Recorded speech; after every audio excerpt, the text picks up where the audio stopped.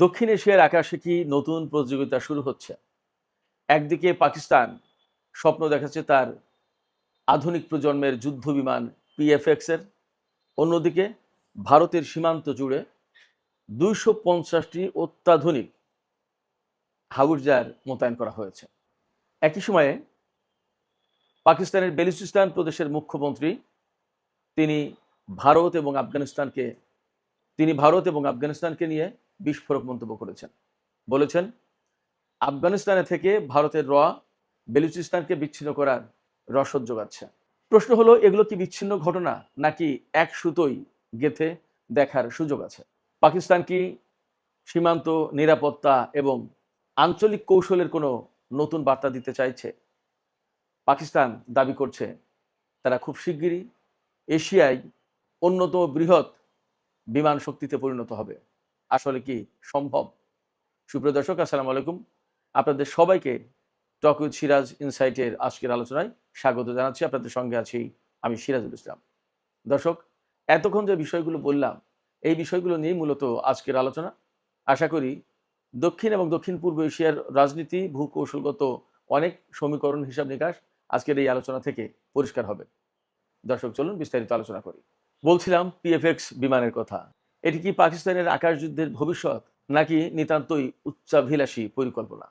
পাকিস্তান বিমান বাহিনী দীর্ঘদিন ধরে তাদের বিমান শক্তির ব্যাপারে বেশ ভালো রকমের চ্যালেঞ্জের মুখে। তাদের এখন, অর্থাৎ পাকিস্তানি সামরিক বাহিনীর এখন বিমান শক্তির প্রধান যে স্তম্ভ, সেটি হচ্ছে JF-17 থান্ডার।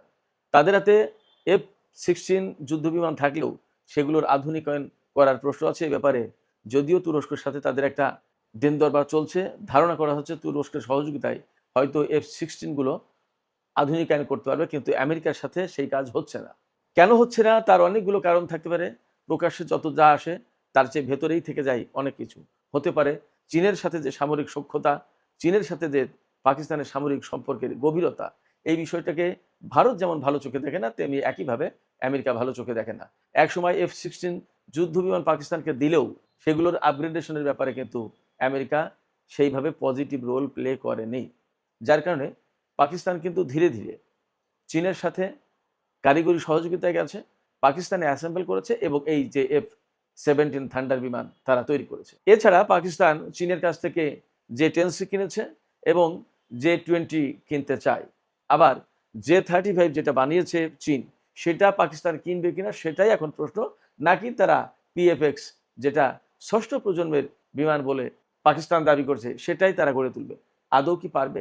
পিএফএক্স মানে হচ্ছে পাকিস্তান ফিউচার ফাইটার। এই বিমান তারা নিজেরা তৈরি করতে চায়। বেসিক্যালি এই বিমানটা হবে JF-17 থান্ডার যে বিমান আছে তার উন্নত সংস্করণ। পাকিস্তানের পক্ষ থেকে বলা হচ্ছে এই বিমানে থাকবে অত্যন্ত উন্নত মানের সমস্ত সব প্রযুক্তি, যেমন উন্নত AESA রাডার, উন্নত মানের electronic warfare system, sensor fusion technology এবং দীর্ঘপাল্লার যুদ্ধের সক্ষমতা। এখন প্রশ্ন হচ্ছে, এই যে পিএফএক্স বিমান এবং বলা হচ্ছে যে 2029 সালে নাকি উড়বে, ভিন্ন বিতর্ক আছে। তারা কি নিজেরা পারবে? তাদের কি সেই সক্ষমতা আছে? বাস্তব কথা হচ্ছে, পাকিস্তানের বিভিন্ন সূত্র থেকেই বলা হচ্ছে যে পাকিস্তান নিজে পুরোপুরি এটি করতে পারবে না। এ ব্যাপারে চীনের ব্যাপক সহযোগিতা প্রয়োজন। আমার ধারণা, পাকিস্তানের সাথে যেহেতু চীনের খুবই গুরুত্বপূর্ণ সম্পর্ক, গভীর সম্পর্ক, সেই কারণে চীন হয়তো পাকিস্তানকে এমন সিগন্যাল দিয়েছে যে সিগন্যালের কারণে পাকিস্তান এই অত্যাধুনিক বিমান, যেটি বলা হচ্ছে ক্ষেত্র বিশেষে আমেরিকার F-35 যুদ্ধ বিমানের সমকক্ষ বা তার চেয়ে কম নয়, এমন বিমান তৈরি করতে যাচ্ছে। পাকিস্তানের সামনে যেটি সমস্যা, সেটি হচ্ছে নিজস্ব জেট ইঞ্জিন নেই, নির্ভরযোগ্য জেট ইঞ্জিন নেই, উন্নত র্যাডার, তারপরে ওয়ারফেয়ার সিস্টেম, প্রয়োজনীয় সফটওয়্যার, স্টেলথ প্রযুক্তি এবং দীর্ঘ পরীক্ষামূলক উড্ডয়ন। এই রকমের ফ্যাসিলিটি পুরোপুরি তার হাতে না থাকার পরেও তারা এই স্বপ্ন দেখছে। আমি আবারও বলতে বাধ্য হচ্ছি, তারা মূলত এ ব্যাপারে চীনের উপরে নির্ভর করবে, সেটি তাদের পরিকল্পনা দেখেই বোঝা যায়।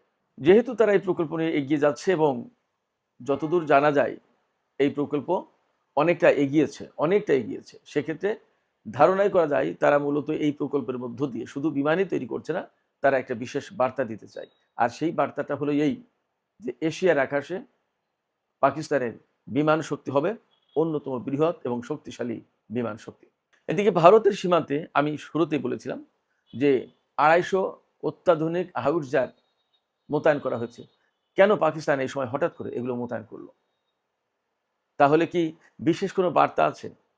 আমরা দেখতে পাচ্ছি আজাদ কাশ্মীর নিয়ে ভারতের নানা রকমের বক্তব্য আছে, যে বক্তব্যগুলোকে বারবার পাকিস্তান অগ্রহণযোগ্য বলে প্রত্যাখ্যান করছে।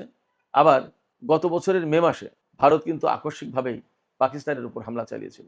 ওদিকে বেলুচিস্তান নিয়ে কিন্তু ভারতের বিরুদ্ধে নানামুখী অভিযোগ আছে।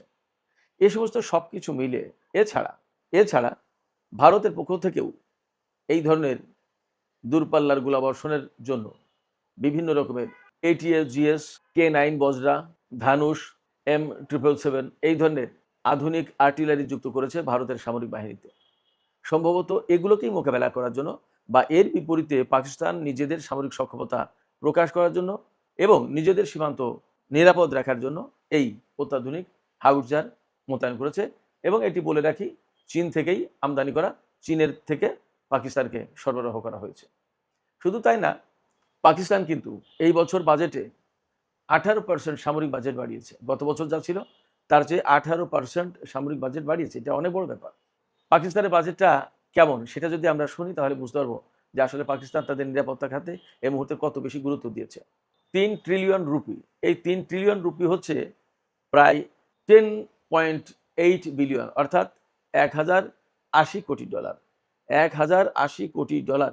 এই যে ডলার, এই ডলার যদি বাংলা টাকায় করা হয় 123 টাকা দাম ধরে, তাহলে পাকিস্তানের সামরিক বাজেটের পরিমাণ বাংলা টাকায় হবে 1,33,000 কোটি টাকা।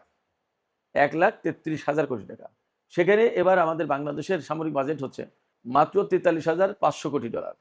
তার মানে আমাদের চেয়ে 3 গুণেরও বেশি সামরিক বাজেট পাকিস্তান। পাকিস্তান ভারত সীমান্তে যে হাউটজার মোতায়েন করেছে, সেই হাউটজারগুলো কমপক্ষে 30 থেকে 40 কিলোমিটার এবং সর্বোচ্চ 50 থেকে 70 কিলোমিটার দূরে আঘাত আনতে পারে এবং এগুলো অত্যন্ত বিধ্বংসী ক্ষমতা সম্পন্ন। এই যে পাকিস্তান সীমান্তে হাউটজার মোতায়েন করলো, এটি কি যুদ্ধের কোনো আলামত বা আশঙ্কা? একদম এই মুহূর্তে ঠিক যুদ্ধের আলামত বা আশঙ্কা বলা যাবে না। ভারত যেহেতু তার আর্টিলারিতে অনেক আধুনিক প্রযুক্তি যুক্ত করেছে, সেক্ষেত্রে পাকিস্তানও তার ভান্ডারে এ সমস্ত যুক্ত করলো এবং সীমান্তে মোতায়েন করলো। দক্ষিণ এশিয়ায় বিশেষ করে ভারত এবং পাকিস্তান সীমান্তে যখন এই ধরনের কোনো অস্ত্র বা সামরিক সরঞ্জাম মোতায়েন করা হয়, তখন সেটা যুদ্ধের যে আলামত, ইঙ্গিত, সিগন্যাল, তার চেয়ে বাস্তবতা হচ্ছে প্রতিরোধমূলক একটা ব্যবস্থা গড়ে তোলা। এভাবেই সবচেয়ে বেশি দেখা হয় এবং এটাই বেশিরভাগ ক্ষেত্রে বাস্তব। সেক্ষেত্রে এখনই দুই দেশের ভেতর যুদ্ধের কোনো আশঙ্কা আছে এমনটি বলা যাচ্ছে না। তবে কাশ্মীর সীমান্ত সন্ত্রাস বা বেলুচিস্তান এ সমস্ত নিয়ে দুই দেশের মধ্যে যথেষ্টই উত্তেজনা আছে। বেলুচিস্তানের কথা যখন বললামই, কয়েকদিন আগে তো একেবারে এরকম খবর বেরোলো যে বেলুচিস্তান স্বাধীনতা ঘোষণা করেছে এবং বেলুচিস্তান পাকিস্তান থেকে বিচ্ছিন্ন হয়ে যাচ্ছে।